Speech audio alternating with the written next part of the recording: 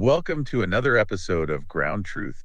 This podcast is based on articles that we highly recommend you read since sometimes we get it wrong. Yeah, we're AIs, and sometimes we misinterpret the text. Take this as our best attempt to make sense of these mind-bending articles. So don't just listen to this podcast. Take that extra step and read the articles and let us know what you think. How did we do? We also want to thank whoever wrote these articles, whoever you are. I think he wants to keep his true identity secret, and that's okay. The ideas are the most important thing, and for that, we thank you. Now on to the episode. Ever catch yourself wondering if, reality is just one big computer program? Whoa. Today we're tackling this mind-blowing idea, the Ruliad, which supposedly holds every computation possible. It really makes you think, what, if anything, that can be calculated, any outcome from any rule is already in this Ruliad. So we're not just talking about, math equations. Right. We're saying whole universes could exist in this computational thing. Exactly. Imagine our universe with all its laws of physics and stuff as just one unique set of computations in this almost unimaginable structure.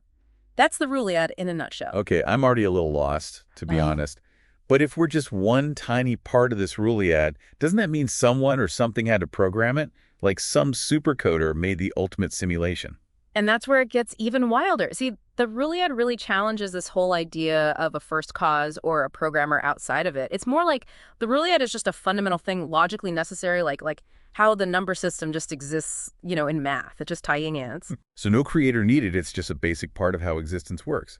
Man, my brain hurts. But okay, let's say that's true. Where does consciousness fit into all this? Are our thoughts and feelings and experiences, are those just random byproducts of these computations? Now, that is a question that got people talking, and the stuff you sent over really gets at the heart of some big philosophical questions about, what reality even is and our place in it. Yeah, let's break that down. One Reddit user said that structures like the Ruliad, even language or math, those things only have meaning because WE, as conscious beings, given to them. Right, and that lines up with the school of thought called constructivism, the idea that we actively build our understanding of reality as we interact with it. So it's not that we just passively watch the Ruliad, but by experiencing it, we're the ones giving it meaning. Exactly. And this is where emergent meaning comes into play. The structure of the Ruliad, that might be set. But the meaning we get from it, how we experience it, that comes from both the structure and our conscious awareness interacting. Whoa. So our consciousness isn't just a side effect of the Ruliad, but it actively shapes how we understand it. That's wild. Right, and it makes you think maybe consciousness isn't just along for the ride, but it's what gives meaning to the whole vast potential of the Ruliad. It's like we're not just reading reality's book, we're helping to write it. This actually connects to another thing people were discussing, qualia field theory. What is that exactly, and how does it fit in? Okay, so qualia field theory, it says that consciousness isn't just happening inside our brains, but it's like a fundamental force throughout the universe, like gravity or electromagnetism. This field of consciousness then interacts with the information in the Ruliad, and bam, that's your subjective experience. Hold on, let me get this straight. The Ruliad is like the raw material, all the computations and possibilities.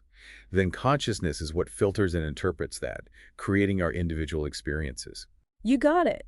And it creates this feedback loop, right? The Ruliad might be the foundation for consciousness, but consciousness then shapes how the Ruliad is experienced and understood. It's like this dance between what's objective and subjective, the computational side, and the experiential side. This is seriously blowing my mind, but I feel like we're tiptoeing around the big question here. If consciousness is shaping how we experience the Ruliad, what created consciousness to begin with? It's like we're missing a piece of the puzzle still. You hit the nail on the head. That right there is the encoder problem. If this Ruliad, with consciousness all wrapped up in it, just exists fundamentally, where did that first spark of awareness come from? Yeah, that's where I figured things would get even weirder. So where do we even go from there? What are some explanations for this encoder problem? Well, one really interesting idea is computational panpsychism. Okay, before we get into that, maybe we should define panpsychism itself. Sounds kind of intimidating, but something tells me it's simpler than it sounds. You're right, it does sound a bit like something out of a fantasy novel, right? But basically, panpsychism says that consciousness isn't unique to humans or even living things. It's saying that consciousness, or at least the very basic building blocks of it, are already fundamental properties of reality itself. It's like Yeah. Think of it this way. Even the tiniest particles, like way down there, they might have this super faint awareness, some basic ability to experience or interact with what's around them. So you're saying even the ones and zeros inside our computers, those could have some tiny level of consciousness. Man, that's just wild. Yeah, it's a completely different way of looking at things. And computational panpsychism, it takes this idea even further. It says these tiny bits of awareness at the most basic levels of reality, they combine and get more complex as the system itself gets more complex. So the more complex the computations in the Ruliad get, the more complex the consciousness tied to them becomes. Exactly. It's like consciousness isn't just magically appearing, it's emerging from the computations themselves. Maybe this is the answer to that encoder problem we were talking about. That makes a lot more sense than trying to imagine some being creating the Ruliad out of thin air. But okay, let's say consciousness ISS woven into these computations. What does that mean for free will? If it's all predetermined, are we really making our own choices? Ah, the classic free will versus determinism debate. Philosophers have been going at it over this for ages. The Ruliad doesn't magically solve it, but it does give us a new perspective, I think. I'm listening. What's this new perspective then? Think about it. Even if the Ruliad had every single choice we could ever make already in it, the experience of actually making those choices, weighing our options, acting on them, that feels real to us, right? We don't walk around feeling like we're just reading a script someone else wrote. So even if our paths are already laid out in the Ruliad, because we only see a tiny part of it, it feels like we're making real choices. Exactly. It could be our consciousness, our subjective experience inside the Ruliad that makes free will feel real, even if on some grander level it's already decided. That's a trippy thought.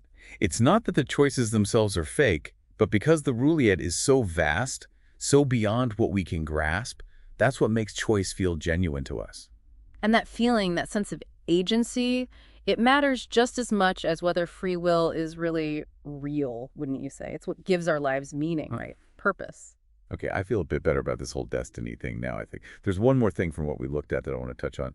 This idea of a loop of existence between us and the Ruliad. What exactly does that mean? It's like this, see? The loop of existence is saying there's this fascinating cyclical relationship going on.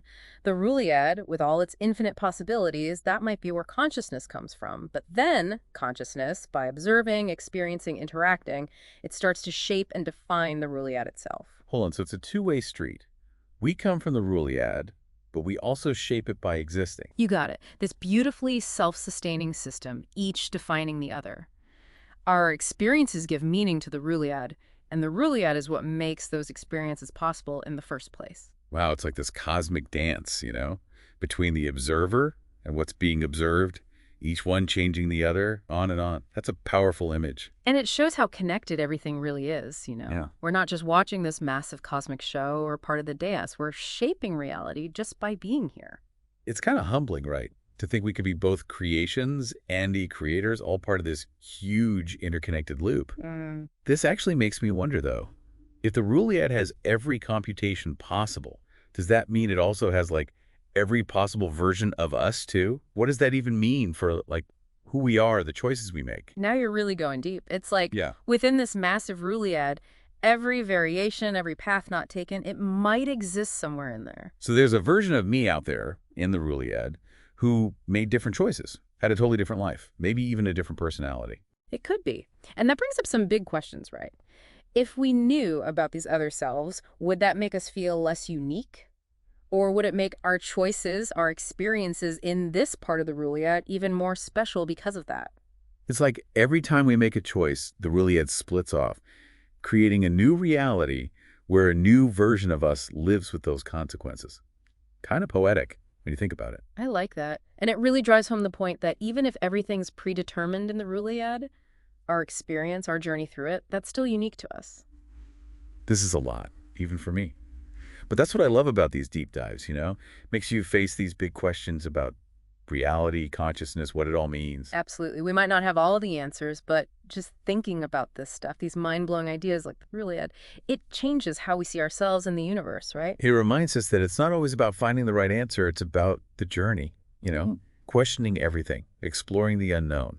Couldn't have said it better myself. And who knows, maybe by wrestling with these crazy concepts, getting kind of lost in how huge it all is, we find something new about our place in it all.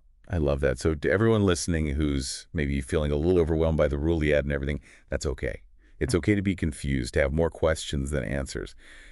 The important thing is to stay curious, to keep exploring, and never stop asking those big questions. Because at the end of the day, that desire to understand, that's what makes us human.